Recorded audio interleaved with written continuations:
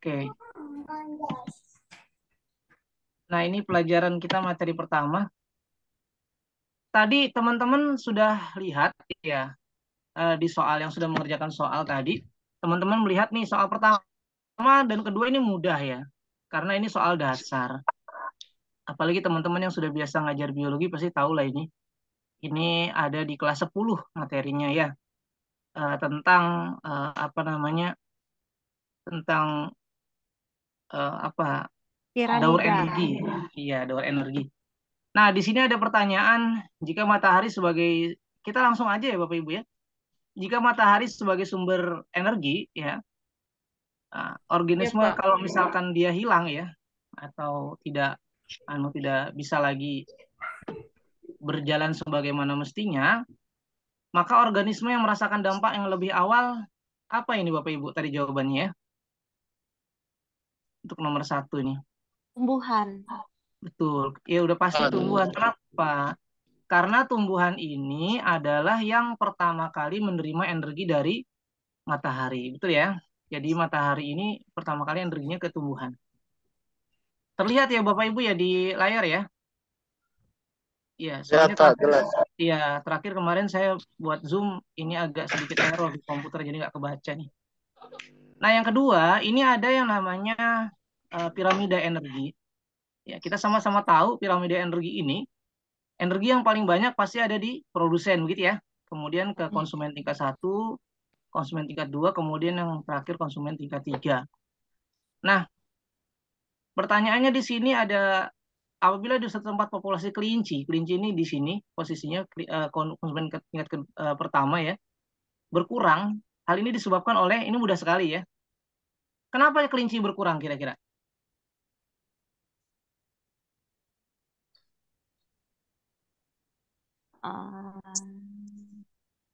Tumbuhannya nggak ada. Habis. Ya, apanya? Tanamannya habis dipakai dijadikan rumah. Kalau di Bekasi dijadikan rumah. Saya tinggal di Bekasi. Habis mau jadi rumah ya. Atau gimana nih?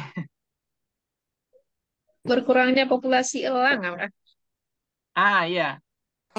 Kenapa berkurangnya populasi elang menyebabkan kelincinya berkurang? Ya, karena apa namanya? Apa namanya? Kalau misalkan elang itu tidak ada, otomatis ularnya akan bertambah banyak populasi ularnya. Terus ular itu akan apa namanya? Menjadi memakan daripada kelinci tersebut, Pak.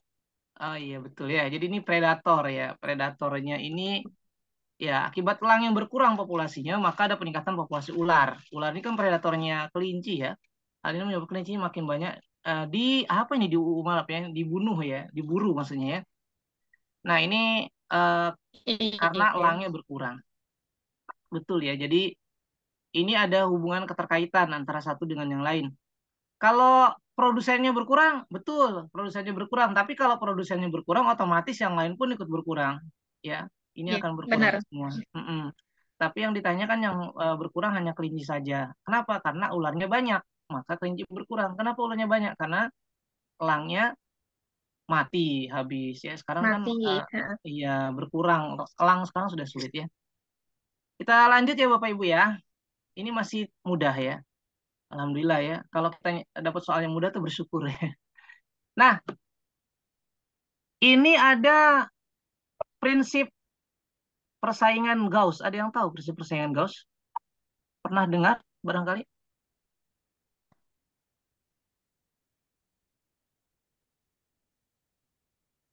Atau baru dengar? Baru dengar ya. Iya baru dengar Pak, Baru dengar Belum, itu. Pak, belum. baru dengar ya. Nih ya, makanya saya penjelasannya agak panjang nih. Jadi di sini di Gauss ini ya, jadi kalau ada dua spesies, jadi intinya dalam persaingan dalam sebuah persaingan ini kompetisi ini harus ada dua spesies ya dalam satu relung. Karena dia ada ini kebaca nggak Bapak Ibu ya? Soalnya di layar saya kehalangan sama ini nih, sama gambar-gambar ini sebentar. Oke, saya pindahin aja deh ke sini. Nah, jadi menurut Gauss ini menyatakan bahwa dua spesies yang bersaing untuk sumber daya yang sama tidak dapat hidup berdampingan dalam jangka panjang dengan nilai populasi konstan. Jadi kalau populasinya itu sama, ya, dalam jumlahnya sama, kemudian di situ ada dua spesies yang berbeda, dia tidak akan bisa hidup. Kenapa? Karena bersaing kan, ya kan? Keunggulan dibandingkan dengan yang lain. Pada akhirnya akan mendominasi dan mengalahkan pesaing. Yang dengan prinsip ini adalah option A. Kenapa? Karena spesiesnya harus lebih dari satu, gitu ya. Karena spesies lebih dari satu. Nah, kalau kita lihat di sini, ini kan sesuai nih sama prinsipnya Gauss. Beberapa spesies untuk satu relung. Ya, jadi ada beberapa spesies. Nah, ini ada hidup ya. Iya, hidupnya ini kalau misalkan kalau dia mau sukses, dia harus ada pemisahan relung, dipisahkan, jangan hidup di satu tempat ya. Nah, ini juga ada yang poin B, C, D, E ini sesuai dengan pernyataan ini, ya kan? Kalau ini tidak sesuai, kenapa? Nggak mungkin yang namanya persaingan itu ada satu spesies di dalamnya, ya. Tapi persaingan itu harus ada yang namanya kompetisi. Persaingan itu harus ada dua spesies yang berbeda tetapi memiliki makanan yang sama. Contohnya sapi dengan kambing kan gitu ya. Nah, itu. Oke, kita lanjut ya, sampai bisa dipahami ya. Intinya kan di sini nih, di persaingan ini, kompetisi. Kita sama-sama tahu yang namanya kompetisi itu, jadi apabila ada dua individu atau dua populasi yang hidup di salah satu tempat, ya, di satu komunitas, tetapi dia memiliki makanan yang sama, maka terjadi yang namanya persaingan atau kompetisi, begitu ya? Iya. Jadi kalau satu spesies misalnya, kalau di sini kan dua spesies ya bersaing, gitu. Spesies yang berbeda bersaing. Contoh misalkan harimau dengan serigala ya, itu beda spesies kan? Beda spesies. Kemudian mereka makannya sama. Akhirnya mereka bersaing, jadi kompetisi di situ ya. Tidak hanya memakan mangsanya, tapi akhirnya mereka saling bersaing satu dengan lain. Oke ya. Oke, kita lanjutkan. Nah, ini ikan dokter. Ada yang pernah tahu ikan dokter, Bapak Ibu? Ikannya kecil loh. Ini gambarnya nih. Saya kasih gambarnya ya. Jadi ikan dokter itu ikan asli dari Indonesia, ya. Dia membuat simbiosis dengan ikan karang besar lainnya. Hubungan dua makhluk hidup yang membentuk simbiosis ini adalah yang sama dengan ini maksudnya. Kira-kira apa nih ya? Kan ikan dokter sama terumbu karang nih. Dan ikan karang maksudnya ikan karang-karang yang besar yang berada di karang itu. Nah, yang sama dengan ini simbiosisnya apa kira-kira?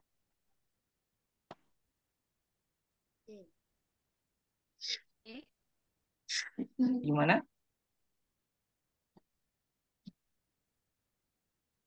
Tadi jawabannya apa tadi? Jawabannya apa? D, ikan remora dengan ikan hiu. Ikan hiu. Oke. Kita buktikan ternyata jawabannya C nih. Ya. Jadi ini simbiosisnya mutualisme. Ya, mutualisme. Kalau hiu kan komensalis ya, ikan remora. Oh iya benar. Ya betul Hiunya nggak diuntungin. Iya. Kan hiu mah kalau kata orang Sunda sabodo teh mau ada bekas makanan di mulut saya enggak, kayak yang penting saya mah udah kenyang katanya gitu ya. Nah, yang untung siapa ya? Untung ikan remora. Kenapa? Karena dia dapat makanan dari si hiu tadi gitu. Nah, sementara kalau ini enggak, dia sama-sama untung ya kan. Sama-sama mendapatkan keuntungan. Untuk lebih jelasnya nanti bisa di googling ya. Kenapa sih kalau dia untung gitu ya? Nah, baik.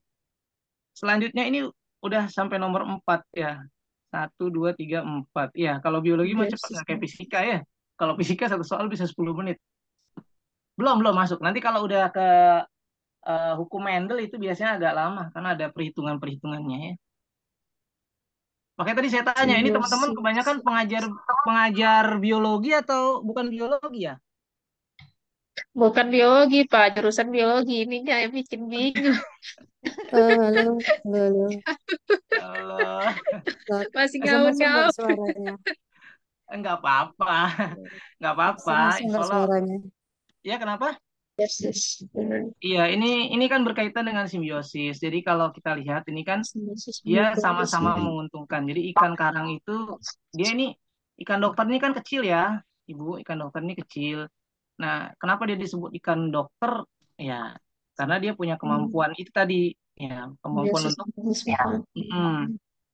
Nah, makanya si ikan dokter ini disebutnya sebagai ikan pembersih, ya kan?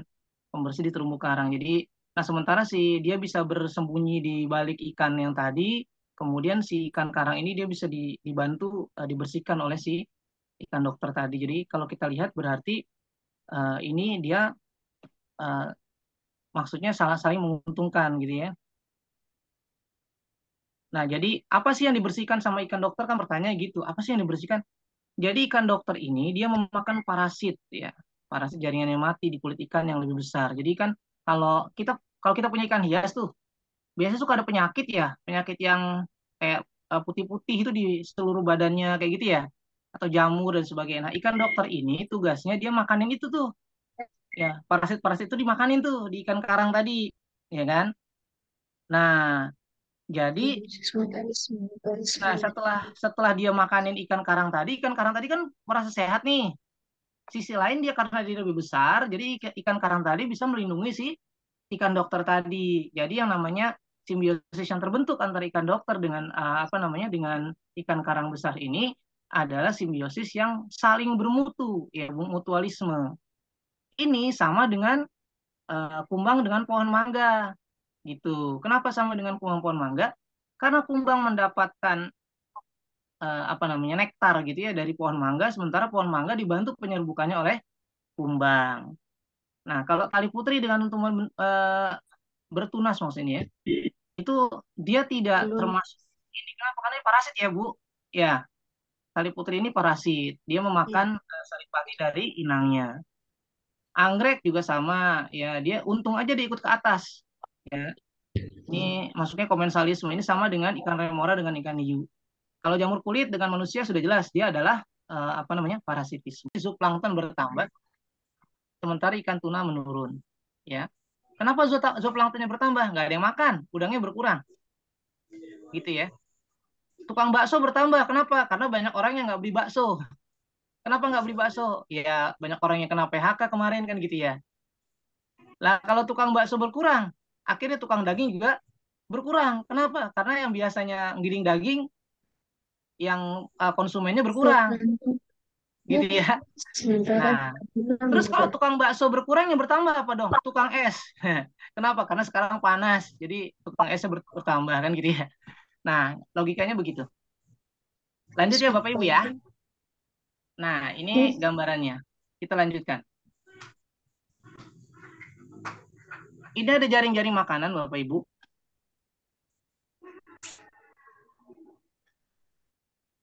Kalau ularnya habis. Ular habis. Kira-kira yang terjadi apa ya?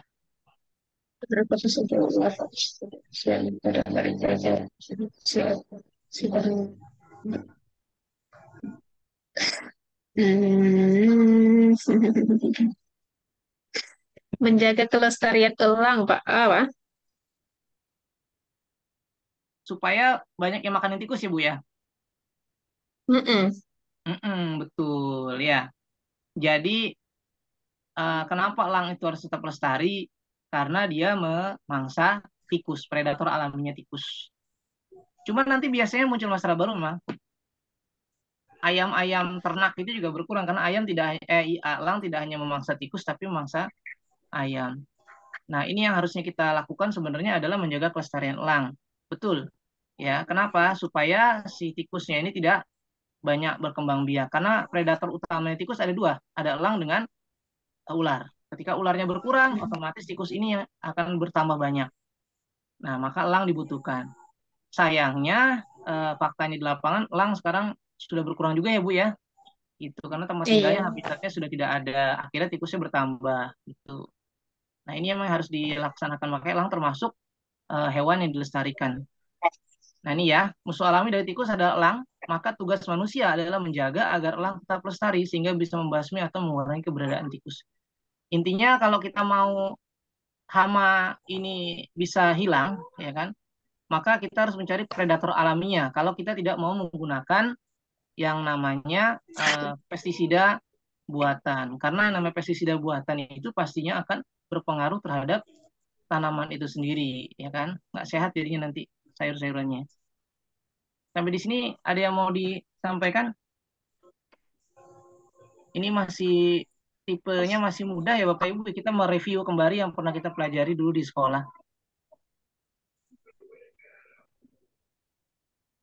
Izin Kak, bisa nggak misalnya di poin B ini dijelaskan kenapa di poin C kenapa jawabannya salah, misalnya seperti itu Oke, bisa nggak biar lebih detail lagi gitu. boleh, boleh, Terima boleh. kasih Kak. Kita perhatikan gambar ini ya Bapak Ibu ya. Kalau kita ambil poin B, menjaga kelestarian katak, ini tidak ada hubungannya dengan tikus. Karena di sini pertanyaannya adalah upaya manusia agar hama tikus tidak mengganggu pertanian padi. Gitu ya. Kan ini ya, yang poinnya ini. Upaya, apa namanya? Upaya manusia agar hama tikus tidak mengganggu pertanian. Kalau kita melestarikan katak, ada hubungannya dengan ini, dengan tikus. Nggak ada, ya kan? Nggak ada. Kalau kataknya bertambah, yang ada malah tambah hama juga, ya kan? Mengganggu juga. Membasmi hama belalang dengan pestisida. Loh, pertanyaannya gimana caranya supaya kita menghadapi tikus? Oke, kalau membasmi hama belalang dengan pestisida bisa. Kalau kita menghadapi hamanya berupa katak. Kalau kataknya bertambah karena ularnya berkurang atau punah, katak kan bertambah dan otomatis itu jadi masalah juga kan. Maka salah satu cara kita adalah mengurangi makanannya katak nih, belalang, supaya dia juga mati nih si katak nih. Cuma karena pertanyaannya adalah hama tikus, jadi option C ini tidak ada hubungannya dengan pertanyaan. Gitu ya. Yang D, mengusir burung pemakan padi. Nah ini ayam, burung pemakan padi, atau ini burung pemakan padi. Ini pun tidak ada hubungannya dengan tikus. Karena dia langsung nih, dari burung ini langsung ke sini. Langsung ke, apa namanya, ke ular. Jadi tidak ada hubungannya dengan tikus. Peternak ular, ini juga tidak memungkinkan Pak, Bu. Ya. Kalau kita ternak ular gimana coba? Ngeri ya. Nah, jadi ini tidak masuk kategori ya. Bukan menjadi solusi tapi malah tambah masalah. Yang menjadi solusi adalah menjaga kelestarian elang ini. Itu. Karena juga ini termasuk hewan yang dilindungi elang. Begitu ya. Baik ya, kita lanjutkan. Ada pertanyaan dulu sebelum kita lanjutkan? Atau terlalu cepat? Pak, Ya. kemarin ini dari pengalaman saya kemarin waktu UP, kalau soal yang seperti ini tuh memang ada gambar seperti ini kurang lebihnya. Kemarin itu ada yang beruang grizzly itu, grizzly kah? Itu, nah kayak tuh menentukan kelestariannya seperti itu. Kalau di soal saya yang UP kemarin seperti itu. Mungkin hampir-hampir mirip kayak gini, kayak misalnya kan beruangnya yang jadi penentu utamanya kayak gitu. Nanti ada hewan-hewan kayak misalnya kayak marmut, apa dan semacam-macamnya seperti itu. Kemarin ada soal saya tapi nggak seperti ini tapi hampir mirip. Tapi yang keluar itu kemarin tuh kayak menentukan penentu kelestarian beruang grizzly kayak gitu. Iya, jadi Grizzly kah supaya dia apa tidak kayak gitu punah ya. ya. Supaya tidak punah, betul Ya, ya. ya Itu, supaya jadi itu apa kayak gitu. Jaring-jaring makanannya kemana kayak gitu. Yang iya. mana yang lebih menentukan. Untuk masukan aja Pak. Takutnya nanti teman-teman yang UP juga nanti ketemu. Kan di sini Nah, saya mungkin udah 2 kali. itu bagus, Bu. Maksudnya gini, itu kan jadinya pertanyaannya dibalik dari pertanyaan ini ya. Ya enggak? Ya, Pertanyaan 2 kebalikan kali pertanyaan ini kan. saya UP kemarin itu dapat itu terus. Cuman Iya. di bunyi soalnya aja dibedakan. Kemarin itu ada yang dapat beruang grizzly, ada juga yang dapat apa kayak gitu. Ada hampir-hampir mirip, cuman ada 2 jawabannya. Apa ya, lupa saya kemarin. Pokoknya kurang lebihnya seperti itu, Pak. Nah, Kalau yang ini coba seperti kemarin saya nggak ada. jelaskan nih. Ya. Kalau pertanyaannya seperti ini kan jawabannya ini. Nah, terus kalau pertanyaan kayak Ibu tadi, nah gitu ya. Pertanyaannya, bagaimana cara kita melestarikan, kalau di gambar ini ya, bagaimanakah Ya. cara kita melestarikan katak? Gitu ya. Dibalik toh pertanyaannya, bagaimana cara kita melestarikan katak? Ya, anggap aja katak ini bukan hama, tapi apa namanya, salah satu dari komponen ekosistem yang bermanfaat untuk ekosistem tersebut ya. Contohnya Iya, tadi beruang sebagai grizzly penentunya. Ya, sebagai penentu Nah, itu. ekosistem ini, kelangsungan ekosistem ini. Nah, bagaimana cara kita melestarikan katak? Jawabannya ada di sini nih. Ya, jawabannya Berarti kebalikan sih, daripada yang C nih. Kebalikan dari C. Menghentikan penggunaan pestisida pada belalang. Nah, gitu ya. Itu pertanyaan jika dibalik. Gitu. Terus pertanyaan selanjutnya nih, kan ini ular yang hilang nih habis diburu manusia. Pertanyaannya bagaimana cara melestarikan ular? Kenapa? Karena ular adalah predator alami, betul ya? Sementara di sini ada 3 hama loh. Kalau ularnya musnah ada 3 hama nih. Ada katak, tikus sama burung. Ya kan? Nah, bagaimana cara melestarikan ular? Kalau ini kan pertanyaannya ularnya habis diburu manusia. Ya kita harus melestarikan ular. Bagaimana cara melestarikan ular? Jangan diburu ularnya. Ya, ularnya jangan diburu, kemudian habitat tempat hidup ular itu juga jangan dirusak. Itu. Kenapa sekarang banyak ular berkeliaran? Karena memang tempat hidupnya dia dirusak, termasuk beruang grizzly tadi kan. Kenapa banyaknya punah? Karena tempatnya banyak dirusak.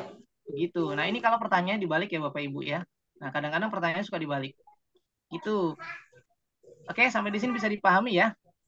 Nah, pelestarian lingkungan itu penting ya, terutama untuk kelestarian ekosistem. Maka predator alami dalam satu ekosistem, predator alami itu dia sangat dibutuhkan. Kenapa? Untuk mengurangi penggunaan pestisida. Karena pestisida diakui atau tidak, pestisida itu akan berdampak negatif terhadap tanaman yang disemprot tadi pada jangka panjang gitu. Apa akan nanti menyebabkan kanker dan sebagainya, bisa terjadi seperti itu. Nah, makanya kalau kita mau sehat, mau organik begitu, maka tanaman yang kita ekosistem yang kita ada ini harus kita jaga. Begitu ya, salah satunya. Nah, bagaimana cara menjaga ekosistem adalah dengan menjaga keseimbangannya, yaitu dengan menjaga supaya tempat hidup, habitat daripada predator-predator alami ini tidak dirusak. Jadi sebenarnya kan kejadian-kejadian seperti ini kenapa? Poinnya di sini nih, karena diburu oleh manusia. Jadi kita juga sebenarnya yang bikin kerusakannya. Nanti kalau ada pertanyaannya dibalik begitu. Baik ya, kita lanjutkan. Ini ada chat nih, saya baca dulu sebentar. Oh iya, ini ada nanti video pembahasannya minta di-share ya nanti sama Ibu admin ya. Nah, kita lanjut ya Bapak Ibu ya. Nah, ini ada dua pertanyaan. Salah satu dulu ya.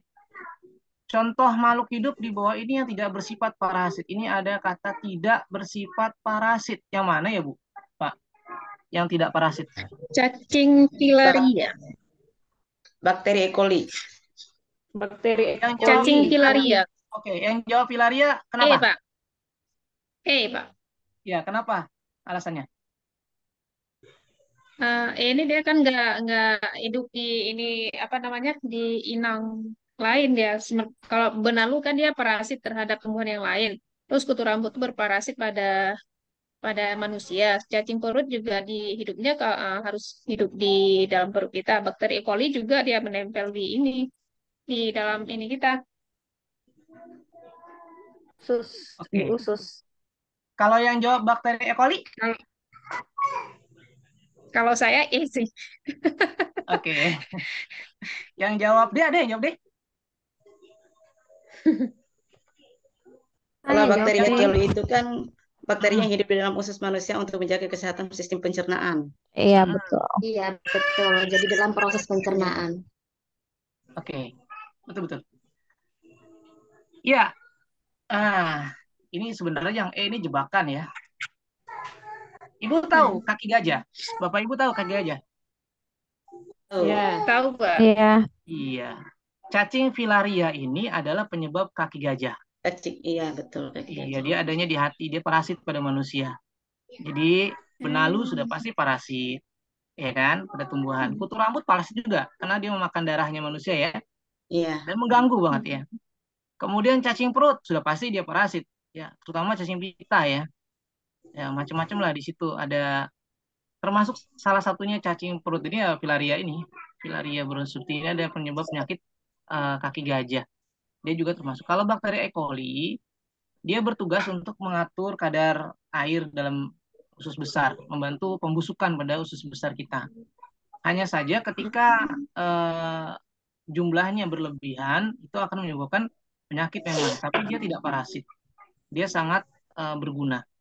Jadi Bapak Ibu, harus kita bisa bedakan antara virus dengan bakteri nih ya. Sebelum kita coba bahas sebelum yang lain. Jadi virus dengan bakteri, itu bakteri relatif ya, bermanfaat Iya, Pak. untuk kehidupan. Kecuali ada beberapa, misalnya ada bakteri yang menyebabkan penyakit pada gigi, ya kan, itu ada juga. Cuman kebanyakan bakteri dia bermanfaat, termasuk bakteri E. coli. Makanya kalau ada minuman kesehatan tuh Yakult ya kan, mengandung L-Case sirota strain hidup. Nah, L-Case itu adalah E. coli ini, L-Case sirota strain itu ya. Kalau Yakult itu dulu ada iklannya begitu. Nah, karena dia berguna untuk kesehatan pencernaan. Kalau virus, dari asal katanya saja virion, artinya racun. Dia lebih banyak mudorotnya, karena memang dia banyak bersifat racun pada tubuh kita. Gitu ya, beda dengan bakteri. Nah, jadi jawaban yang tepat adalah yang D ya. Membantu produksi vitamin K melalui pembusukan makanan bagi manusia, ya kan, sebagai faktor pembekuan darah. Tidak, kalau kita luka nih pakai vitamin K itu ada di proses pembekuan darah, ada di materi kelas 11 tentang peredaran darah, sistem peredaran darah, dan di SMP itu juga ada di materi kelas 8 ya tentang proses pembekuan darah. Di situ ada vitamin K dengan ion Ca2+. Jadi ya. Nah, jadi E. coli inilah yang membantu untuk menghasilkan vitamin K dalam tubuh kita. Begitu ya. Jadi jawabannya yang tidak bersifat parasit adalah bakteri E. coli. Lanjut di bawahnya.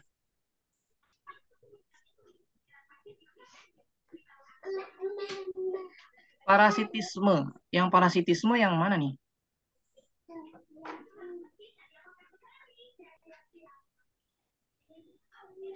Ini sebenarnya jawabannya ada dua ya, jamur panu sama kutu rambut. Ya, ini parasit ada dua. Jamur sama kutu rambut. Kita lihat penjelasannya, ini agak panjang. Jamur penisilin, ini ada jamur penisilin ya, yang A. Nah, ini yang tadi saya bilang, ada soal yang pembahasannya satu per satu, poin per poin dibahas. Jamur penisilin dengan bakteri itu membentuk simbiosis yang disebut dengan amensalisme. Karena kehadiran jamur penisilin membunuh bakteri. Sedangkan jamur penisilin tidak untung maupun rugi. Jadi penisilin ini dia bisa membunuh bakteri loh. Ya kita sudah sama-sama tahu ya, antiseptik ya. Tapi dia nggak untung dengan dia membunuh bakteri, dia nggak untung.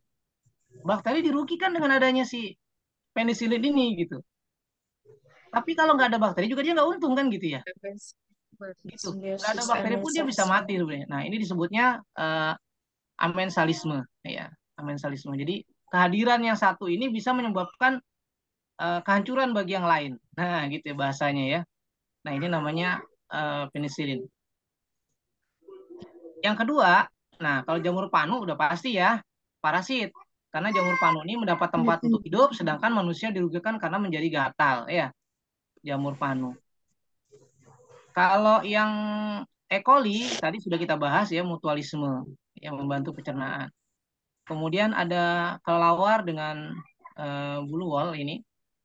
Sorry, saya pindahin dulu. Nah, dengan kantong semar nih mutualisme. Kenapa? Karena kelelawar mendapatkan tempat bernaung, sedangkan kantong semar mendapatkan nitrogen dari kotoran kelelawar. Jadi kelelawarnya ini pup, Bapak Ibu, di atas kantong semar. Ya, kantong semar ini mendapatkan nitrogen yang dianggap makanannya, gitu.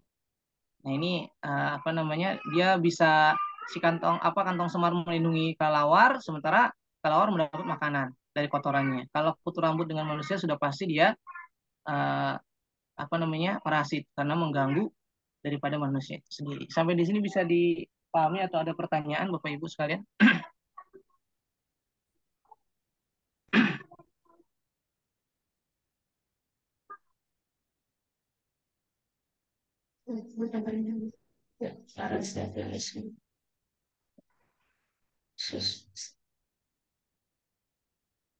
Ini nanti PPT-nya ini saya share ke grup bentuknya PDF, jadi Bapak Ibu bisa baca-baca nanti di rumah ya. Begitu. Jawaban yang benar apa, Pak?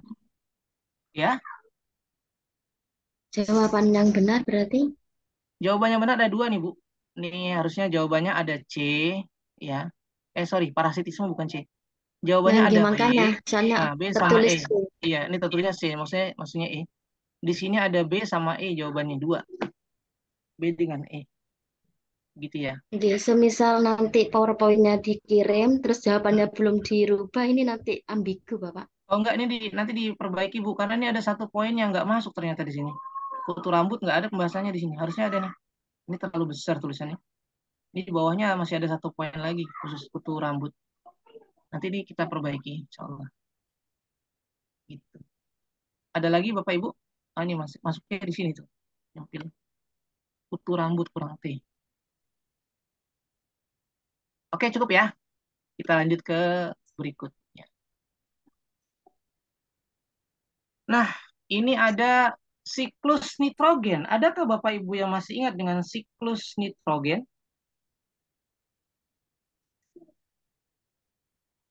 Apa fungsi daripada bakteri-bakteri yang disebutkan di bawah ini ya?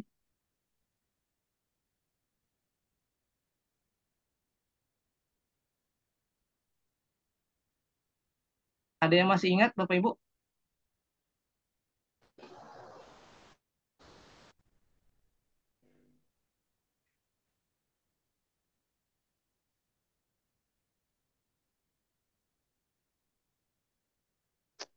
Suara.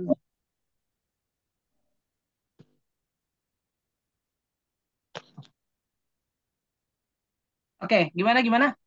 Ada yang masih ingat Azotobacter itu untuk apa ya? Azotobacter. Pengembang ini ya. Apa namanya tuh? Ini pertanyaannya. Di bawah ini yang tidak berperan dalam siklus nitrogen. Chlorobium.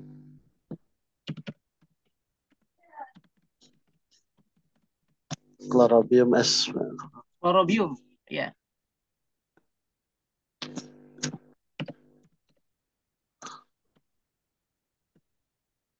Chlorobium itu buat apa?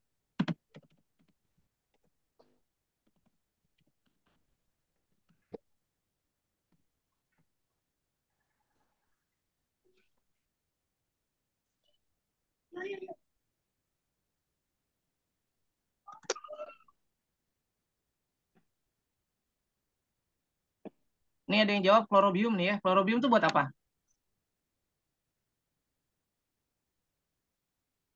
Yuk kita bahas satu-satu ya. Jadi Bapak Ibu, jawabannya betul ya. Jawabannya betul, ada chlorobium. Nah, kita bahas satu persatu dulu ya. Ini chlorobiumnya saya kasih belakangan. Jadi, Azotobacter ini berperan untuk memfiksasi nitrogen yang mengubah bentuk nitrogen di atmosfer, sehingga bisa diakses tanaman. Ini kurang mohon maaf nih, keyboardnya agak error soalnya. Jadi, dia ini fungsinya untuk mengubah ya, mengubah supaya si nitrogen yang ada di atmosfer itu bisa diakses oleh tanaman. Jadi dia berperan dalam siklus nitrogen, gitu ya, untuk ini. Kemudian selanjutnya, ini kita bahas yang ini dulu, Clostridium. Ya, Clostridium ini bakteri denitrifikasi. Ya, apa itu denitrifikasi? Ini proses mereduksi nitrat yang berubah menjadi gas nitrogen atau nitrit berukuran kecil. Mohon maaf nih Bapak Ibu nih ketikanya agak error. Nanti saya perbaiki lagi nih ya. Dalam tahapan daur nitrogen. Nah, sementara nostoc ya, itu memfiksasi N2 dan udara sehingga dapat membantu penyediaan nitrogen yang digunakan untuk pertumbuhan-tumbuhan air. Jadi 4 bakteri A, C, D, dan E ini, nah, anabaena itu membantu menambah nitrogen di udara. Ini berperan semua untuk siklus nitrogen. Gitu ya. Sedangkan untuk yang ini, nah, untuk Clostridium ini, ya, dia fungsinya buat apa? Fungsinya buat, nah, ini ya, oksidasi fotolitotropik, sulfur dalam daur sulfur. Jadi Clostridium berfungsi sebagai berperan dalam daur sulfur, bukan daur nitrogen. Ya, ini kalau nggak salah ada gambarnya tadi saya maaf. Ya, ini bagian-bagian yang berfungsi pada siklus nitrogen. Nah, ini biasanya soalnya ada dua versi ya. Ini yang kemarin sudah ikut ujian. Ada versi narasi seperti ini ya. Ada juga yang bentuknya gambar. Ya, bentuknya gambar. Cuma sebenarnya lebih sulit yang narasi begini karena kita harus mengimajinasikan ya, memvisualkan ya. Apa aja sih bakteri-bakteri yang adanya gitu ya. Nah, ini bakteri Chlorobium itu untuk sulfur. Gitu ya. Nanti saya perbaiki ini tulisannya banyak error. Nah, ini sekarang Bapak Ibu ada lagi pertanyaan selanjutnya adalah nitrogen banyak mengalami perubahan bentuk dalam siklusnya. Di bawah ini ada urutan yang tepat dari perubahan bentuk nitrogen hingga dapat digunakan oleh tumbuhan. Nah, ini ada yang ingat urutannya apa saja? D, Pak. Yang D. Amonia, nitrit, sama nitrat. Amonia, nitrit, sama nitrat. Iya. Nitrat. Ada sanggahan?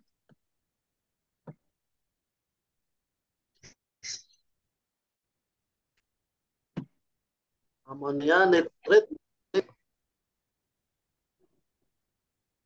Amonia, nitrat, nitrit. nitrat.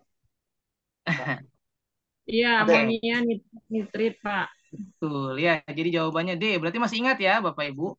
Jadi urutan yang tepat adalah amonia diubah menjadi nitrit oleh bakteri Nitrosomonas. Lalu diubah lagi menjadi nitrat dibantu bakteri Nitrosobacter. Ini gambarnya nih. Nah, kita perhatikan gambar. Ini gambarnya ya. Jadi ini ada makanan ikan ya. Kemudian dia diubah ya kan. Nah, kemudian jadi amonia, nitrit dan nitrat ya. Nitrat. Jadi read dulu baru rat ya. Read dulu baru Iya.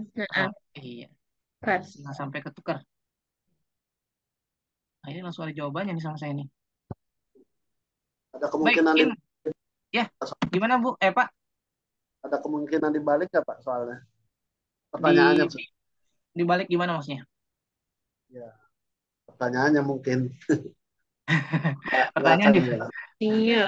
Ya, paling bisa gini redaksi. pertanyaannya nih. Pertanyaan ini nih Pak, Nitrosomonas sama Nitrosobacter. Manfaat daripada bakteri Nitrosomonas dan bakteri Nitrosobacter dalam siklus nitrogen. Paling itu nanti dibaliknya. Nah, jadi kita harus ingat nih. Nih tadi kan di sini ada apa namanya? Ada it baru at ya. Iya. Ada it baru at. Yang ini pasangannya nas sama cer. Jadi ada it, at sama nas, cer. Jadi dari amonia itu Nitrosomonas. bakteri Nitrosomonas lalu. Ah, iya. Nah, kalau rit ini bakter ya. Jadi di sini nih posisinya nih di tengah-tengah nih kalau kita lihat gambar. Ini kursor saya kelihatan nggak Bu? Tadi ada yang minta dioret-oret. Aduh, sorry.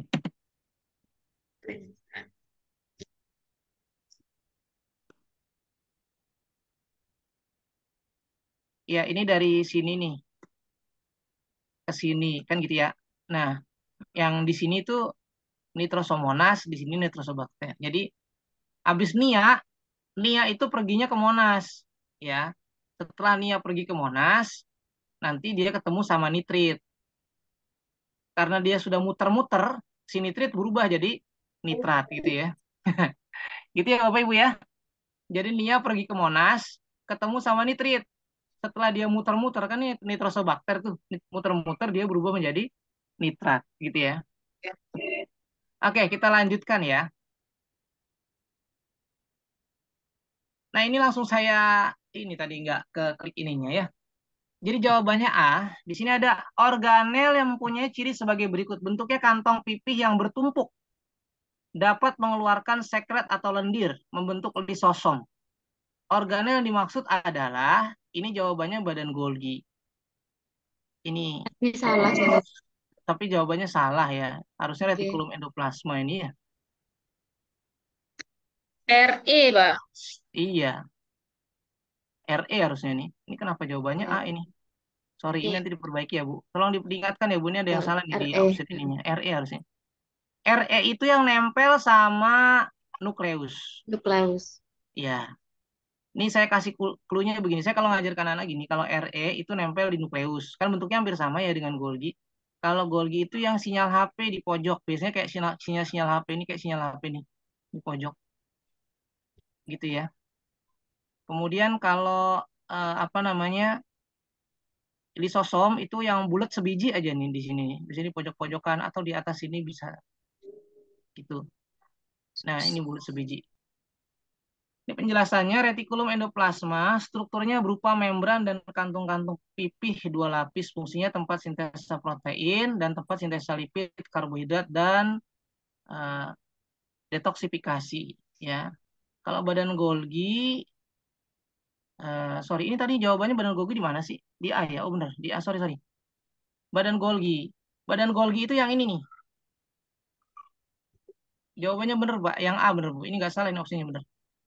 Badan Golgi ini strukturnya seperti kantung pipih ya. Dia berlendir ya, menghasilkan lisosom. Jadi jawabannya B. Kok B sih? A, sorry. A. Ini ya, di sini poinnya ada B. Kemudian untuk lisosom, strukturnya berupa versikel membran berkantung. Jadi bedanya antara RE badan Golgi dengan lisosom ya. Dia untuk mencerna makromolekul secara intraseluler atau mencerna sel-sel yang rusak, ini lisosom. Jadi kalau RE itu yang nempel ini yang nempel di sorry, di nukleus nih, ini nukleus. Nah, kalau badan Golgi itu yang ini. RE itu tugasnya untuk apa sintesa ya, sintesa protein. Itu ada rumusnya. Rumusnya itu mie rebus di sebelah pastinya di ribosin. Nah, jadi mie rebus itu mitokondria respirasi sel, di sebelah sentriol untuk pembelahan direbusin. Rebusin itu RE sintesa protein. Nanti di bawah ada jembatan kedainya saya buatkan juga. Nah, ini gambar-gambarnya. Jadi ini yang nempel sama nukleus itu RE, yang mirip sinyal HP di pojok bawah biasanya kayak sinyal HP di sini itu Golgi, yang bulat sebiji di pojok itu lisosom. Ini nanti kaitannya dengan soal selanjutnya. Ya, dengan soal selanjutnya. Ya ini sudah benar badan Golgi yang ditanya. Badan Golgi di A soalnya, bukan di B. Ininya poinnya di Tapi sini di B. tadi jawab dia, Pak, untuk jawab A itu salah. Oh di Jadi itunya di ya jadi Google-nya kalau apa? bisa Bapak Di formnya ya? jadi di form itu kalau bisa Oke, kalau oke. jawabannya A jangan dirubah. Karena setelah itu kita baca ulang loh kenapa salah. Jadi Iya, iya, iya. bertanya-tanya akhirnya seperti itu. Ya mohon maaf ya Ibu ya. Ini agak-agak error emang nih ya. Oke. Ini jawabannya benar, badan Golgi betul. Di A posisinya. Oke. Ada pertanyaan dah sampai di sini Bapak Ibu. Ini sengaja saya bikin begini ya. Jadi buat ingatnya biar mudah. Ini ada satu lagi sebenarnya nih, yang bulat-bulat ini nih yang warna merah itu ada mitokondria di sekelilingnya. Mitokondria itu ada huruf M di tengahnya biasanya. Nah, ini ada kaitannya dengan soal selanjutnya nih kalau kita lihat soal selanjutnya. Nah, ini ya. Nih, organel ini X di sini tulisannya Y. Organel ini merupakan organel yang memiliki sel hewan walaupun sel tumbuhan. Organel tersebut mempunyai satu sistem membran yang kompleks dalam sitoplasma. Fungsi membran tersebut adalah, di sini sudah langsung dijawab. Ya, ini adalah tempat berlangsungnya respirasi aerob untuk menghasilkan ATP. Jawabannya D ya, respirasi. Jadi tadi rumusnya mie rebus mitokondria untuk respirasi. Ini saya kasih, kalau ngajar ke anak gini, ini kayak kapsul, dalamnya berlekuk-lekuk kayak huruf M. Nah, ini anggapnya kayak huruf M nih. Yang lekukan-lekukannya kalau kita gambar di papan tulis kan kayak huruf M ya. Namanya mitokondria. Kan karena dia huruf M, maka namanya mitokondria. Mie rebus mitokondria untuk respirasi sel gitu. Jadi fungsinya respirasi sel. Ini saya buatkan jembatan kodanya juga nih. Sebentar. Jembatan kodanya. Nah ini, mie rebus di sebelah list cafe enak direbusin, bikin badan menjadi sesak ya. Apa aja nih? Nah kita lihat, mie rebus itu mitokondria, fungsinya sebagai respirasi sel. gambarnya seperti kapsul, tengahnya ada huruf M-nya gitu. Nah, terus kemudian nanti dia ini fungsinya sebagai respirasi sel. Sebelah sentriol fungsinya sebagai pembelahan. Tadi yang kita sudah lihat, sentriol itu biasanya ada di pojok atas berdua, ada titik dua di atas, di sel hewan adanya. Gambarnya ada bulat dua deketan, itu sentriol. Cirinya begitu. Jadi kalau kita ngejelaskan ke anak-anak begitu, kalau kita gambar, biasanya kan kita kalau gambar sel itu ada dua tuh, sel hewan sama sel tumbuhan. Kalau sel tumbuhan kan ada sentriolnya, karena untuk pembelahan. Kalau sorry, sel hewan. Kalau sel tumbuhan kan nggak ada tuh. Kita bikin bulat-bulat dua di atas. Nah, kemudian ada list KV, ada lisosom. Fungsinya ada 4 KV. Pertama, kekebalan atau imunitas. Jadi dia kalau ada benda asing yang masuk itu akan ada dihancurkan sama dia ya. Yang kedua yang A-nya autofagi, penghancuran organel yang rusak. Kemudian ada fagositosis, mencerna materi dengan memakai sistem fagositosis ya. Kemudian ada endositosis, masukkan molekul dari luar menuju ke dalam sel dengan mekanisme endositosis. Ini mie rebus di sebelah list KV. Ini baru sampai list KV. Nah, direbusin. Rebusin, RE fungsinya sebagai sintesa protein. Kemudian ada badan sesek, badan Golgi untuk sekresi, karena mengeluarkan zat yang masih dibutuhkan. Ada sekresi, ada ekskresi. Kalau ekskresi yang tidak dibutuhkan, kalau sekresi adalah untuk yang masih dibutuhkan. Sampai di sini ada pertanyaan Bapak Ibu?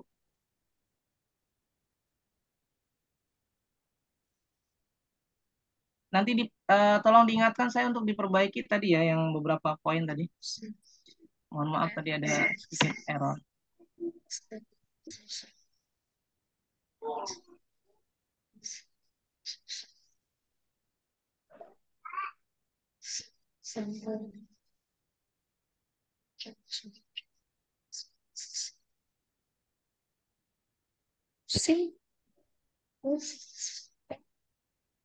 Mie rebus, mitokondria respirasi sel. Sebelah sentriol pembelahan. List KV, lisosom untuk kekebalan, autofagi, fagositosis, dan endositosis. Rebusin, RE untuk sintesa protein. Badan sesek, badan Golgi untuk sekresi. Nah, jadi poinnya sebenarnya itu. Ini dulu di SBMPTN sering keluar soal-soal ini. Ya, soal-soal SBMPTN model-modelnya tanya tentang ini. Organel sel. Oke, Bapak Ibu.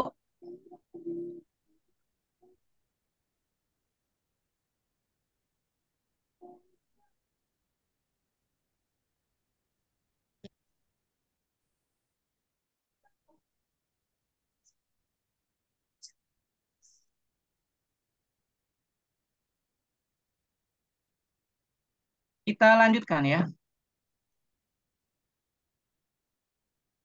Ini jawabannya udah nongol duluan nih. Ini ada respirasi seluler. Ini pertanyaannya masih nyambung dengan yang tadi. Organel yang berperan dalam proses respirasi. Masih ingat tadi? Nih. Berarti mitokondria. Nih, mitokondria untuk Mie respirasi rebus. sel ya. Mie rebus. Iya, jadi jawabannya mitokondria. Iya. Betul ya. Saya kembali jembatan keledai. Nah, ini fotosintesis. Ini langsung ada jawabannya ya. Fotosintesis adalah satu proses biokimia pembentukan karbohidrat sebagai zat makanan dari bahan anorganik yang dibutuhkan oleh tumbuhan. Terutama tumbuhan yang mengandung zat hijau daun, yaitu klorofil. Pada sel tumbuhan, organel yang berfungsi sebagai tempat penimbunan zat makanan, yaitu, ini ada ya, jawabannya adalah leuklopas. Kalau sitosol buat apa? Sitosol tempat untuk sejumlah proses intraseluler seperti transduksi sinyal. Jadi dia tidak terlalu berperan, dia cuma untuk menerima sinyal. Sinyal apa tuh? Kan kalau fotosintesis itu ada itu ya, Bapak Ibu ya, ada gelombang cahaya itu ya. Nah, ini sitosol tuh fungsinya untuk menerima sinyal. Loh, itu kok yang nukleus, ribosom, itu nggak dijelasin lagi, sitoplasma nggak dijelasin lagi, nukleus itu inti sel. Kita sama-sama tahu nih, inti sel itu fungsinya untuk mengatur semua aktivitas sel. Ribosom, tadi kita sudah pelajari di jembatan kedelai ya, keledai sorry ya. Ribosom ya. Ribosom untuk sintesa protein. Sitoplasma cairan. tempat apa namanya organel-organel sel berada. Nah, leukoplas ini fungsinya. Gitu ya Bapak Ibu ya. Nukleus itu adalah inti sel, mengatur semua aktivitas sel. Ribosom tadi ada untuk sintesa protein. Sitoplasma itu adalah tempat organel-organel sel berada di situ. Oke. Sampai di sini ada yang mau didiskusikan? Ini masih ada 1, 2, 3, 4, 5 soal lagi, 6 soal lagi. Tadi maksudnya seperti ini ya Bapak Ibu ya, di per poinnya dijelaskan seperti ini maksudnya kan ya? Ya betul Bu. Oke. Gimana Pak? Sitoplasma apa diulangi? Sitoplasma itu cairan sel Pak. Cairannya juga. Ya, yang tempat itu loh, tempat apa namanya organel-organel sel. Kalau yang badan mikro itu masuknya kemana Pak? Iya, Kalau badan mikro itu masuknya kemana? badan mikro. Iya. Itu Tadi kan ada. nggak semua sel ada tuh. Nggak semua sel ada toh? Iya. Iya, dia adanya di sel apa aja Pak? Tadi ada Di sel hewan apa di sel tumbuhan? banyak ya. Ada di sel hewan. Ya. Hewan. Jadi badan mikro itu dia nama lainnya kan peroksisom tuh. Dia adanya di sel hewan. Dia fungsinya untuk menguraikan peroksida karena namanya peroksisom jadi untuk menguraikan peroksida H2O2 ya atau metabolisme yang bersifat racun. Jadi ini apa namanya? H2O2 itu bersifat racun ya. Dan dia juga punya fungsi tambahan yaitu salah satunya itu adalah mengubah lemak menjadi karbohidrat.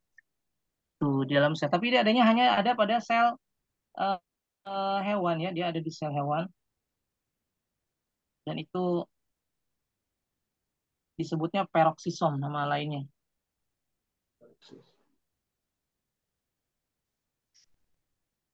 Itu ada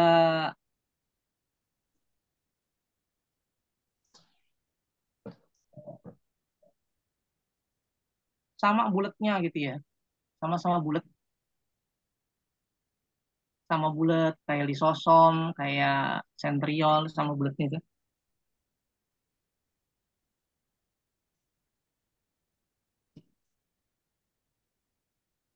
Oke, kita lanjutkan ya.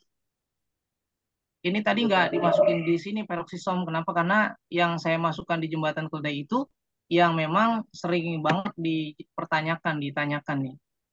Itu. Oke, kita lanjutkan. Nah, ini gimana nih? Ini ada apa nih? Perhatikan berapa proses yang terjadi dalam metabolisme. Yang pertama, asam piruvat diubah menjadi asetil koenzim A plus CO2.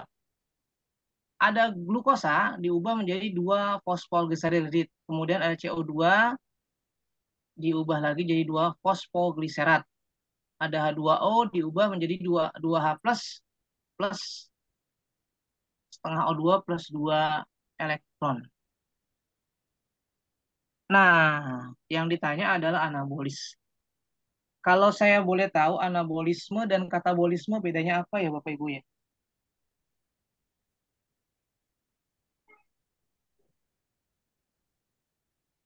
Menyusun dan membongkar. Yang menyusun yang mana, yang membongkar yang mana? Katabolisme menyusun.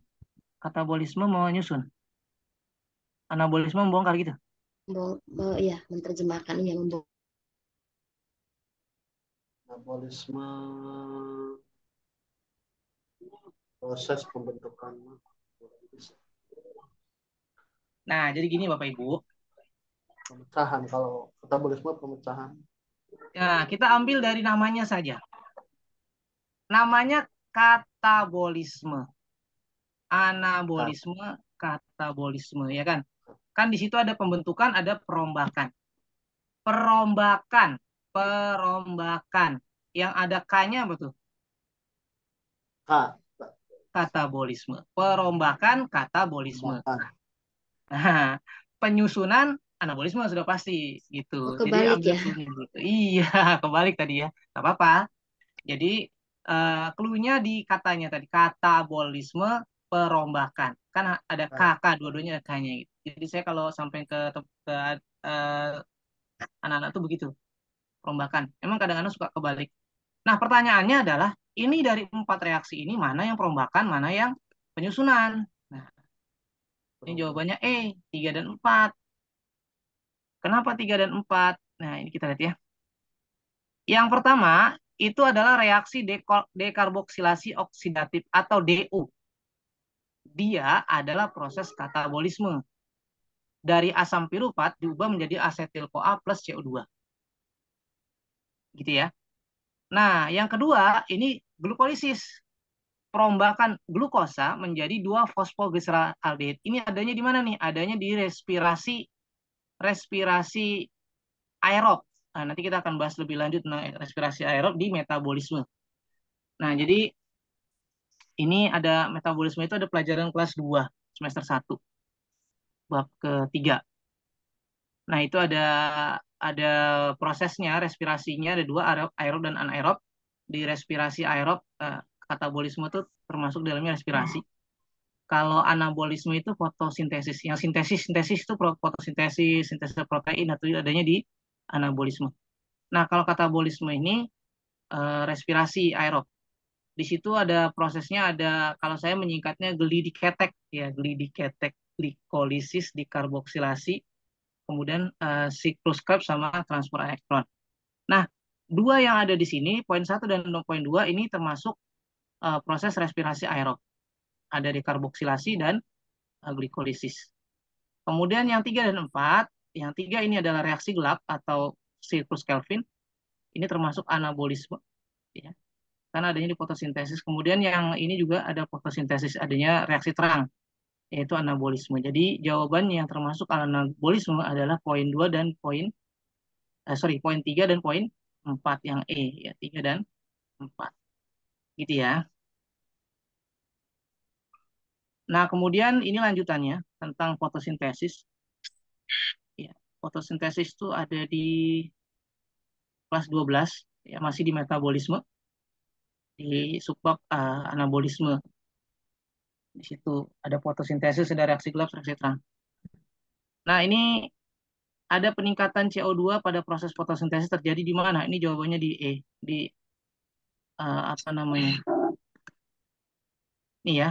Pembahasannya, pengikatan karbon dioksida atau dikenal dengan fiksasi karbon terjadi pada reaksi gelap. Ya. Jadi ini kan CO2 nih. Reaksi ini berlangsung pada stroma, bagian dalam kloroplas. Nah, jadi ada anak yang nanya sama saya gini, Om, kan kalau saya di kelas tuh dipanggilnya Om ya, baik saya di sekolah maupun di bimbel dipanggilnya Om. Itu supaya nggak kebalik Om, katanya reaksi gelap sama reaksi terang. Itu gimana ya Om? Kan ada stroma, ada grana tuh. Reaksi gelap kan di stroma, reaksi terang kan di grana. Nah, itu supaya nggak ketuker gimana? Nah, saya sampaikan sama anak-anak. Jadi gini deh, kalau kamu di tempat gelap, ya kan, itu kan adanya di bagiannya stroma. Nah, kalau yang terang itu kan gerana. Gampangnya gini aja. Ingat sama ini deh, sama film action saya bilang. Kalau film action itu kan suka ngelempar granat tuh, ya kan? Kalau dilempar granat bagaimana? Dilempar granat kan meledak tuh. Ah, ya kan? Ledakannya gelap apa terang? Terang, ya kan? Kalau kalau dilempar granat terang apa gelap, Bu? Terang ya. Nah, jadi reaksi terang adanya di grana. Kalau reaksi gelap adanya di stroma gitu. Jadi grana itu terang. Ingat aja kalau dilempar granat yang gelap jadi terang gitu ya. Nah, ini. Nah, kalau begitu berarti terjadinya eh, di stroma ya. Stroma selalu berkaitan dengan reaksi gelap. Jadi kalau di sini ada stroma ketika terjadi reaksi terang ini salah ya. Grana adanya selalu di reaksi terang. Kalau di sini ada grana ketika terjadi reaksi gelap ini juga salah. Ya, jadi yang tepat karena ini adalah pengikatan CO2 atau nama lainnya adalah fiksasi karbon itu terjadi di reaksi gelap di dalam stroma. Gitu ya. Nah, ini menjawab pertanyaan yang tadi ada gambar yang salah, itu gambarnya bukan gambar yang salah. Jadi apa namanya, nomornya salah penomoran. Ini juga langsung saya jawab ini. Yang tadi cukup paham, cukup jelas ya Bu, Bapak Ibu ya ini ya. Untuk reaksi gelap sama terang biar nggak apa namanya, biar nggak bingung. Jelas. Jelas ya? Pak, bisa dibedakan dulu antara reaksi gelap terang secara detail nggak, Pak? Dari segi ininya begini, dari segi ini Oh gitu. begitu. Ya, apa perbedaannya ya? Bahan-bahan dasarnya gitu ya. Boleh. Mm-mm. Yang pertama tempatnya dulu. Ini sebenarnya mau saya kirimin gambar tapi lewat mana ya? Lewat WA aja kali ya. Ada gambarnya sebenarnya Bapak Ibu, ada gambar itu tadi saya mau masukin ke PPT-nya lupa saya. Ada gambar tabelnya di situ. Jadi eh, pembedanya langsung kelihatan di situ.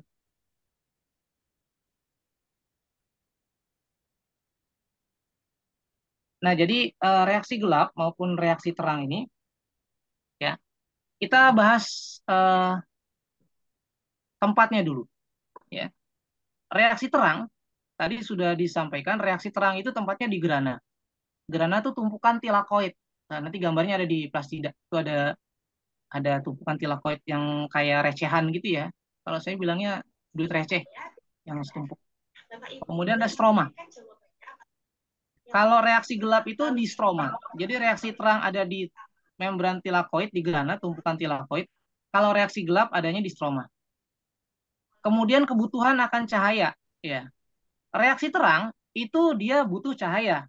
Reaksi gelap tidak butuh cahaya. Nah, ini ada persepsi begini. Ada pertanyaan, Om, kalau gitu reaksi gelap terjadi malam hari? Enggak, bukan malam hari. Maksudnya gini, maksudnya reaksi gelap dengan reaksi terang ini adalah kebutuhan akan cahaya. Jadi kalau reaksi terang, dia membutuhkan cahaya. Kalau reaksi gelap, dia tidak butuh cahaya. Nah, apa yang dibutuhkan di reaksi terang, yaitu ada fotosistem 1, P700, dan fotosistem 2, P680. Gitu ya. Sementara reaksi gelap nggak butuh. Kenapa dibutuhkan sistem fotosistem 1 dan 2? Karena di sini di reaksi terang itu terjadi proses ada eksistasi elektron, fotolisis, foto itu cahaya ya, pemecahan melalui cahaya. Kemudian ada fotofosforilasi, siklik. Nah, di sini ada foto lagi, ada cahaya lagi ya kan? Dan ada fotofosforilasi non siklik. Ini proses yang terjadi. Kenapa dibutuh cahaya? Karena tadi ada fotolisis, fotofosforilasi gitu ya. Nah, sementara kalau di reaksi gelap prosesnya adalah fiksasi atau fiksasi CO2, kemudian ada reduksi dan regenerasi RUBP. Bahan dasarnya apa aja nih reaksi terang? Bahan dasarnya ada klorofil, cahaya, dan H2O. Sementara reaksi gelap ada ATP, NADPH2, dan CO2. Produknya reaksi terang itu ada ATP, O2, dan NADPH. Kalau reaksi gelap, glukosa. Sebentar, gitu kan. Ini produk reaksi terang ada ATP, O2, dan NADPH. Kalau kita lihat reaksi gelap, ternyata produk dari reaksi terang ini yang digunakan di reaksi gelap. Ya. Bahan daripada reaksi gelap sendiri adalah ATP, NADPH2, dan CO2. Yang mana ini adalah hasil dari reaksi terang. Nah, hasil terakhirnya adalah dibentuknya glukosa. Jadi kalau begitu reaksi gelap sama reaksi terang saling berkelanjutan dong. Iya betul. Jadi hasil dari reaksi terang digunakan untuk reaksi gelap. Sehingga akhirnya dibentuk yang namanya glukosa. Begitu tahapannya. Glukosa. Terakhirnya glukosa. Jadi glukosa itu terbentuk dari hasil atau produk reaksi terang, ya reaksi terang yang diubah di reaksi gelap. Begitu. Nah ini gambarannya seperti itu. Jadi tidak bisa dipisahkan antara reaksi gelap dengan reaksi terang ya. Jadi itu ada korelasinya di situ. Nanti saya kirimkan tabelnya, ada tabelnya sebenarnya. Jadi bukan gambar ya. Kalau gambar-gambar itu kan panjang tuh gambarnya, ini tabel sederhananya aja. Jadi apa saja sih yang dibutuhkan sebenarnya, yang kita butuh tahu itu tempatnya. Tempatnya di mana, cahaya butuh atau tidak. Kemudian sistem, apa saja yang dipakai di sistem reaksi terang. proses. Ya. Dari proses kita bisa menyimpulkan, oh ternyata karena prosesnya ada foto-foto di reaksi terang, maka dia butuh cahaya. Kalau di gelap kan cuma fiksaksi CO2, reduksi, regenerasi RUBP. Kemudian bahan dasarnya apa? Nah, dari bahan dasarnya kita tahu, oh ternyata reaksi gelap bahan dasarnya adalah produk dari reaksi terang. Gitu ya. Nanti saya kirimkan lewat WA aja di gambarnya insya Allah. Atau nanti saya perbaiki PPT-nya, sekalian saya selipkan di PPT-nya ya. Jadi biar lebih enak.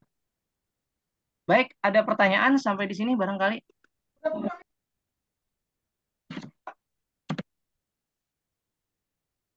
Untuk ini.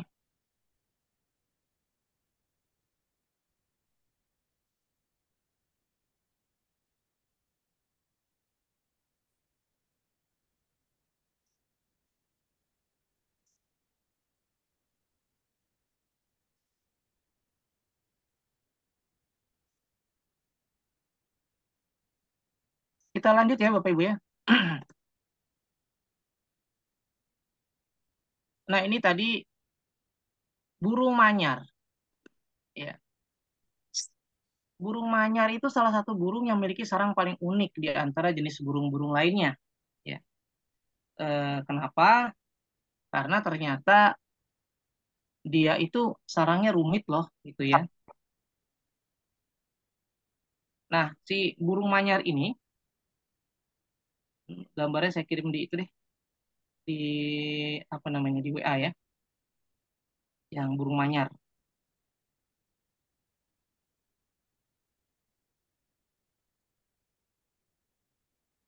Nah, burung manyar ini eh, dia itu punya sarang yang rumit, ya. Dia disebut juga sarang penganyam. Kenapa? Karena di sarangnya itu dianyam sedemikian rupa sehingga membingungkan orang yang mau masuk ke sana. Ya, ini disebutnya dengan pintu tipuan ya, pintu tipuan.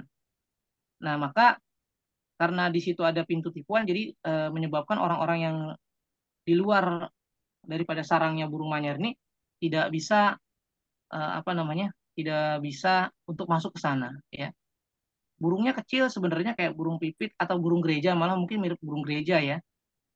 Ini gambarnya biar bisa dilihat kalau online WA.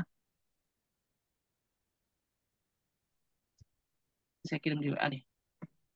Nah, dia itu apa sih adaptasi yang dia lakukan tuh?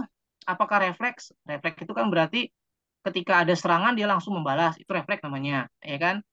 Apakah insting? Nah, insting juga sama nih. Insting itu bisa tahu nih mana ada di mana ada musuh, di mana tidak ada musuh. Ya. Nah, ternyata ini termasuk kategorinya dalam biologi disebut dengan learning, belajar.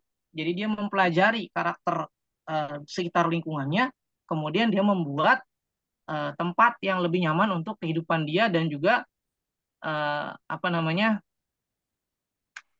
telur-telurnya ya. Jadi buat sarang yang luar biasa ya. Jadi supaya pemangsanya ini tidak apa namanya tidak mudah untuk masuk. Itu emang kenapa sih kok burung burung manyar ini sampai segitunya gitu ya? Ya karena memang predatornya burung manyar ini yang menyebabkan dia begitu ya. Nah ini yang menyebabkan dia belajar dari sana ya kan. Nah sarangnya itu dia posisinya menggantung ya, menggantung. Jadi dia kecil burungnya tapi dia apa namanya luar biasa. Jadi kalau kalau di insekta itu ada laba-laba ya kan yang bisa apa namanya bisa membuat sarang yang begitu luar biasa. Nah kalau burung manyar ini dia menggelantung gitu kayak apa namanya tuh sarang lebah gitu tapi bukan sarang lebah dia rumput-rumput begitu ya rumput-rumput dan dia berasal dari Sumatera ya burung manyar ini. Nah dia belajar untuk menenun sarangnya itu sehingga sarang ini bisa bebas dari predator. Itu ya. Nah, ini burung manyar. Nah, kemudian selanjutnya ini ada pertanyaan selanjutnya di sini. Panas yang melanda negeri ini membuat kita merasa kurang nyaman di siang hari. Betul ya, Bu? Di sana di tempat lain panas nggak, Bu? Di sini panasnya luar biasa nih. Mohon maaf Bahkan Pak, tubuh kita pun ya. mohon maaf Pak sebelumnya. Mm-mm. Untuk tadi yang burung manyar itu Bisa nggak kalau masuknya ke insting, Pak? Karena secara insting dia untuk mengelabui musuhnya, gitu kan, untuk mengelabui untuk bertahan hidup, dia membuat ya yang dia lakukan itu, Pak. Apa tuh? Kalau ya, Bisa nggak Pak kalau masuk ke insting gitu? insting itu sebenarnya, ini kalau insting itu lebih ke apa ya? Bagaimana cara dia bertahan hidup dalam artian dia mencari makan di mana, dia instingnya kan, dia mencari. Kalau lebih ke apa namanya, burung finch di Kepulauan Galapagos itu kan ada teori evolusinya kan, bermacam-macam paruh. Nah itu lebih daripada insting, insting mencari cari makan, kemudian. Nah kalau ini dia learning, dia belajar, belajar dari kondisi sekitar dia sehingga dia ini apa namanya, belajar untuk dia bisa menghindari daripada predator-predatornya itu. Itu gimana nih caranya? Kalau bahasa kitanya mah gimana caranya supaya saya bisa selamat nih, rumah saya nggak kemalingan, gitu. Oh saya buat begini ternyata masih begini. Oh saya buat begitu masih begitu. Akhirnya dia buat tuh yang namanya pintu-pintu palsu tadi, gitu. Pintu-pintu palsu tadi tujuannya buat mengelabui si predator. Jadi dia nggak, oh ternyata ketika masuk nggak ada apa-apa tuh di situ. Padahal dia punya punya ini, ya kan, punya banyak banget apa namanya, tipuan pintu. Jadi dia tidak bisa apa namanya, tidak bisa masuk dari situ. Ternyata di situ nggak ada. Padahal dia ada lagi satu lagi tempat lain yang emang di situ adalah tempat dia sebenarnya, gitu kan. Karena terlalu banyak predator ya. Gitu, itu burung manyar. Jadi lebih lebih lebih kepada learningnya, dia belajar belajar untuk menipu kayak gitu kan, menipu lawannya kayak gitu.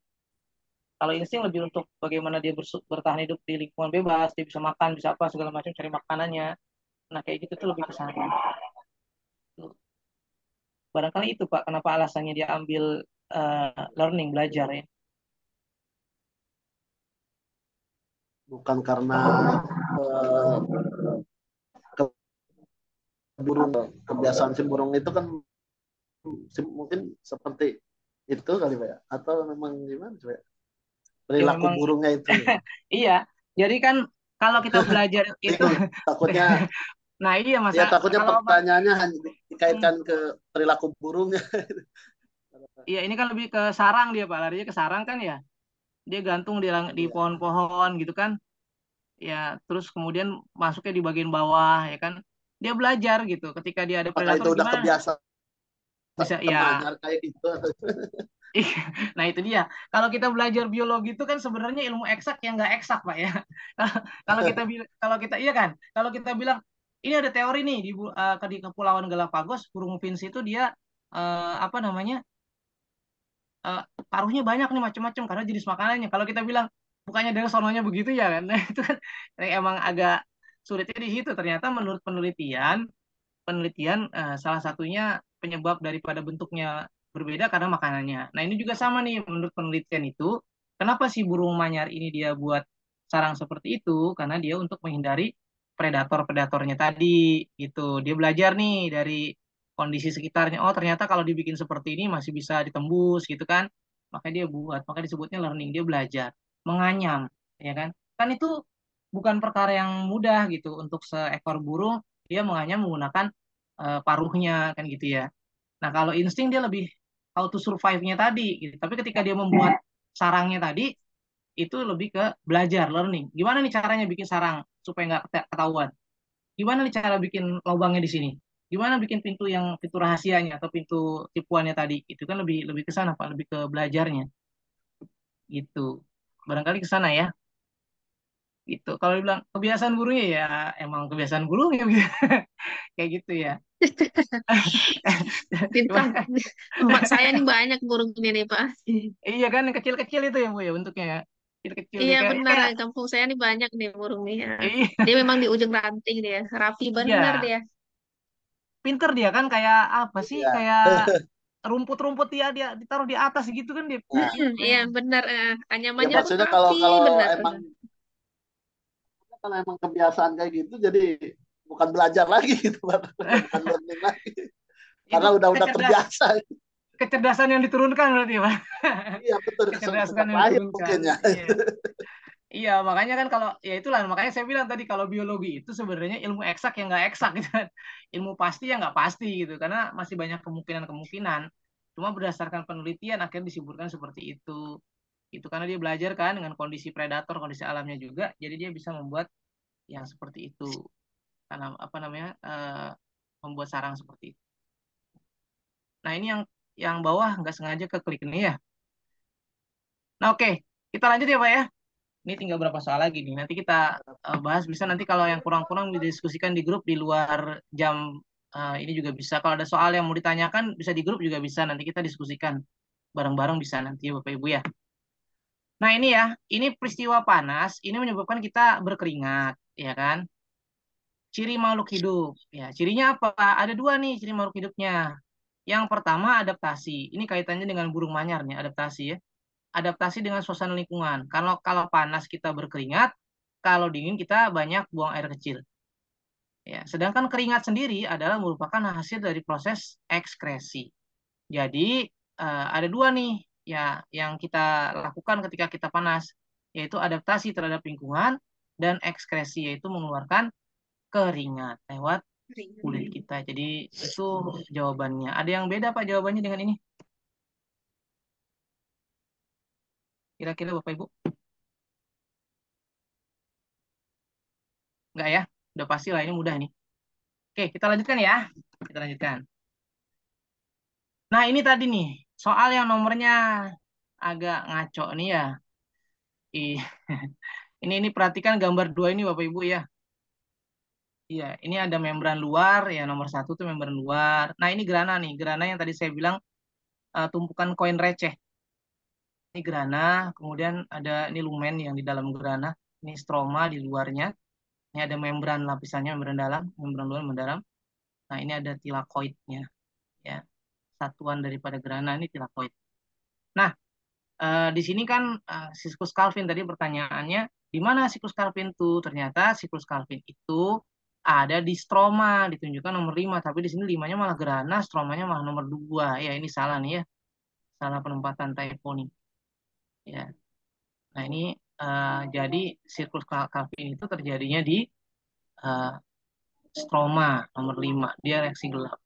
Jadi tadi pembahasannya lanjutan daripada yang sebelumnya tentang fotosintesis. Tentang fotosintesis. Oke. Ini sudah cukup jelas ya. Nah, kemudian ini penjelasannya, nomor-nomornya di sini. Itu. Ini adanya di sel tumbuhan, sel hewan tidak memiliki ini ya. Oke. Nah, ini yang terakhir. Ya. Bapak Ibu jawabannya apa ya? Protein. Kalau ini kan jawabannya lambung sama usus halus. Bapak Ibu jawabannya apa kira-kira tadi? 1-2. Hati. Hati sama lambung. 1-3. 1-3. Iya, 1-3 ya. Kenapa 1-2, Bu?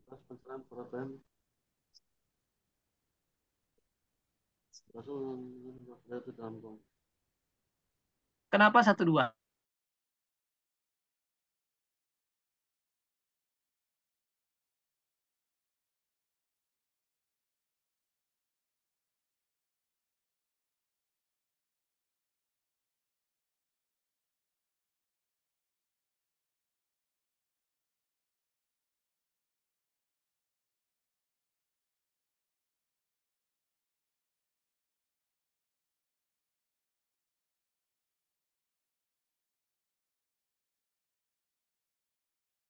Kejar-kejaran ya.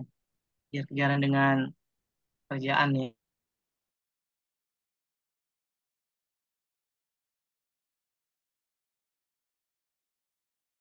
Ada perubahan kisi-kisi gitu katanya ya. Jadi saya coba diupdate lagi gimana caranya supaya soalnya lebih baik lagi gitu ya. Iya, ini ada yang minta tolong di mute ya. Nah, sudah. Ya.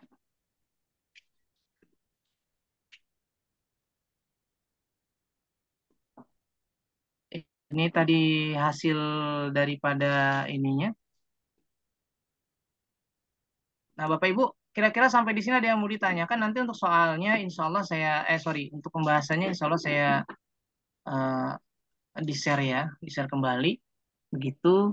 Kemudian tadi berikut gambar-gambar yang kurang nanti saya tambahkan ya, gambar reaksi gelap dan reaksi terang tadi nanti akan ditambahkan juga. Sampai di sini kira-kira ada yang mau didiskusikan Bapak Ibu. Ini kan kisi-kisinya teman-teman sudah punya semua ya. Bolehkah saya bertanya, kira-kira dari kisi-kisi yang ada, yang paling ingin dibahas yang mana ya? Maksud saya biar diprioritaskan dulu nih. Itu kan kisi-kisi. Apa kalau kisi-kisi ini aja Pak, masalah KD-nya Pak, KD sama apa namanya itu lagi Pak,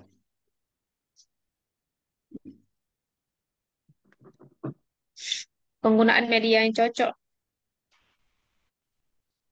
Oh, itu lebih ke ininya ya. Kalau dari soal-soalnya, Bu,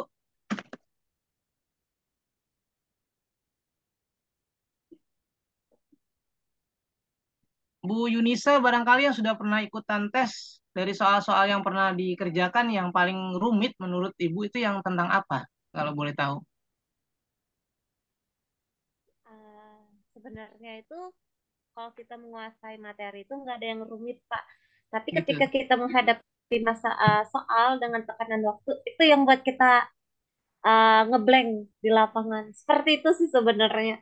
Tapi dari beberapa yang Bapak ajarkan itu tadi, mungkin beberapa yang mirip-mirip. Nah, tapi ada beberapa mungkin soal yang pernah saya temui kemarin, mungkin bisa nanti saya share untuk teman-teman seperti itu. Yang hampir-hampir keluar ketika saya UP kemarin. Mm-mm. Nanti saya share di grup. Boleh. Maksudnya begini. Jadi kita bisa buat soal itu based on soal-soal yang sudah ada. Jadi pendekatannya lebih lebih mengena ya. Ini kan soal yang dibuat kan berdasarkan kisi-kisi. Dan memang kebanyakan kalau kita lihat tayangan di YouTube tuh banyak tuh emang emang dari kisi-kisi aja yang dibahas. Cuma pertanyaannya kalau di sana kita nggak bisa diskusi ya. Nah kalau di sini nanti saya minta teman-teman minta tolong kalau misalkan ada yang mau didiskusikan, ya karena waktu kita kan terbatas nih di Zoom, bisa nanti ditanyakan saja lewat grup. Nanti insya Allah akan dibahas di sana di luar jam tatap muka ini ya. Karena kan waktunya kurang lebih 15 hari lagi ya. Jadi kita bisa diskusikan. Berikut nanti kalau ada soal-soal yang sebelumnya yang mana bisa dipelajari yang kira-kira lebih perlu kita bahas lebih detail itu yang mana. Ini kan tadi saya sampaikan semua ya baik yang soal-soal yang relatif mudah dan yang agak rumit ya kayak nomor 1 sampai nomor 4 itu kan sebenarnya soalnya mudah ya masih berhubungan dengan apa namanya ekosistem tuh nggak terlalu sulit. Tapi ke bawahnya itu kan lumayan sulit. Nah, makanya nanti coba Bapak Ibu sekalian di list kembali dari kisi-kisi tadi itu mana yang perlu kita bahas perdalam lebih dalam lagi di soal-soalnya. Karena kan setiap orang pasti beda-beda ya. Nah, dari situ nanti kita akan prioritaskan. Atau barangkali silakan didiskusikan yang enak nih bagaimana apakah kita mau runut per kisi-kisi semua dibahas atau mau difokuskan sama yang emang benar-benar sulit. Keuntungannya begini, kalau per kisi-kisi kita bahas semua, otomatis kita tahu nih tipe soalnya, model soalnya, seperti apa contoh soalnya yang sesuai dengan kisi-kisi. Tapi kalau kita mau bahas yang rumit saja, keuntungan buat kita adalah kita jadinya bisa apa namanya, bisa lebih fokus untuk menggali soal-soal yang memang dianggap rumit gitu. Sementara yang kalau yang sulit-sulit kan kita bisa bisa review sendiri nih lebih lebih apa ya lebih dibaca sekali misalnya langsung ingat gitu kan. Tapi dengan yang lain. Karena kalau pengalaman saya kemarin sebelumnya itu saya ngajar itu teman-teman kebanyakan lupanya itu di metabolisme sel gitu ya. Pokoknya berhubungan sama sel itu banyak yang lupa. Kemudian yang berhubungan sama apa namanya persilangan-persilangan kayak gitu deh kebanyakan pada lupa juga gitu ya. Kemudian yang berhubungan dengan bioteknologi juga banyak juga yang lupa. Jadi ke sana lebih ke sana. Kalau untuk yang lain-lain nggak terlalu ini kalau saya lihat. Nah, Gimana satu kira-kira? lagi Pak, Boleh. masukan nanti untuk teman-teman sama untuk Bapak juga. Mm, Nanti kalau yang Bapak kan tadi sebutkan bioteknologi. Kemarin itu kalau nggak mm, salah saya ketemu soal burung berkepala anjing. Nah, itu contoh bioteknologi apa kayak gitu. Biar ada Mm-mm. bayangan untuk teman-teman nanti seperti itu. Wah, Oh, burung yang itu berkepala ya Bu, anjing. yang bucin itu ya Bu ya. Itu yang lagi viral itu burung Iya, berkepala Ah, anjing. yang bucin, itu bujing, kayak anu, bujing. kayak Jadi Sphinx ya. apa? Burung berkepala anjing katanya, jadi sebutnya bujing. Itu Mm-mm. saya kemarin juga pernah lihat soal itu, ternyata itu hasil cloning gitu. Mm-mm. Tapi kalau saya Iya, kemarin jawabnya apa kayak gitu. Masalahnya kalau pemikiran saya kalau cloning itu kan menggandakan. Kalau ini kan Mm-mm. dua spesies dijadikan iya. satu. Nah, seperti itu. Mungkin Bapak nanti bisa menjelaskan. Mm-mm. Itu aja. Iya, Oh iya saya iya. jadi ingat sama itu, sama patungnya di Mesir tuh Sphinx itu. Kalau Sphinx kan kepalanya burung, badannya apa namanya, harimau gitu ya. Ya nanti kita coba coba lihat kembali itu perkembangan bioteknologi yang terbarunya seperti apa.